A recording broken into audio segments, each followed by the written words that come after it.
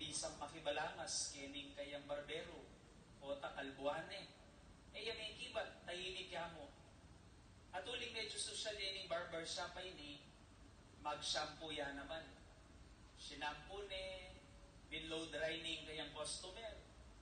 Nga may salese ni, sinuklenan ni, mayari na yung karelang session, mayari na yung gupitan. Hanggang nga niya kumening lumuwalin ng customer, ating kakatok, kining glass door na nining barbershop.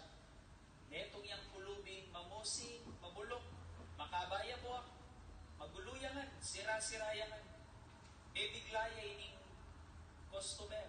May biglaya uli na ning pakibat na nining barbero. Tinutok na nining barbero itang gunting na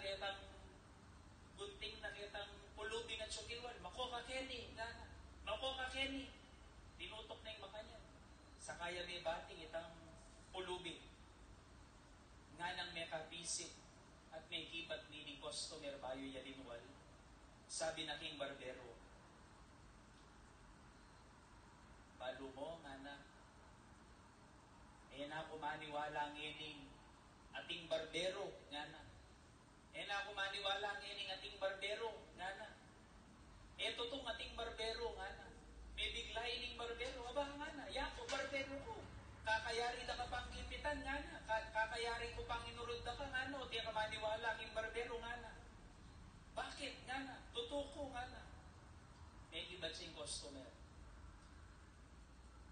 O ba't mo itang pulubik itang kilwal nga na? Makabaya po.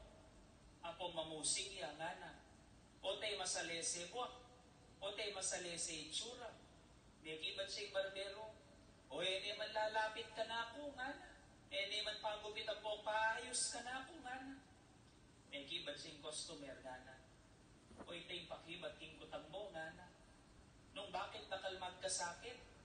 Nung bakit nakal karokan king yato? Kasi dakale lalapit king apong Ginoo. Dakale maniwala king apong Ginoo. Dakale maminto kaya. Anya dakal magkasakit king yato. Nung lalapit tamo mo